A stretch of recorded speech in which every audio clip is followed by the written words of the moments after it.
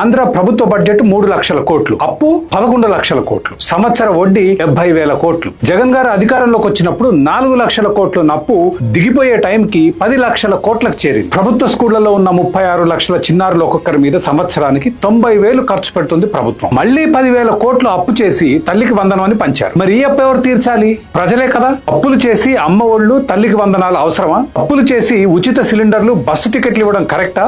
అప్పులు చేసి 18 ఏళ్లు నిండిన ప్రతి మహిళకు డబ్బులిచ్చే వ్యవస్థ ఎక్కడన్నా ఉందా? ప్రజలకు కావాల్సింది ఉపాధి, ఉచితం కాదు. ఉపాధి అవకాశాలు పెరగాలంటే కొత్త వ్యాపారాలు రావాలి. వాటి మీద పన్నుల భారం, చట్టాల భారం, లంచాల బెడద తగ్గాలి. నాణ్యమైన విద్యుత్తు తక్కువ ధరకు ఇవ్వాలి. పెట్రోల్, డీజిల్ ధరలు అతి తక్కువగా ఉండాలి. మౌలిక సదుపాయాలు కల్పించాలి. ఇవన్నీ సాధ్యం కావాలంటే ప్రభుత్వ ఉద్యోగుల ఖర్చు, ఉచితాల ఖర్చు తగ్గాలి. చివరిగా అప్పు చేసి పప్పుకూడు తినడం ఆపాలి. ఉన్న డబ్బుతో ఇల్లు చక్కబెట్టుకునే బ్యాలెన్స్ బడ్జెట్ కోసం రాజ్యాంగ సవరణ తేవాలి. ఈ డిమాండ్ ప్రజల నుంచి రావాలి.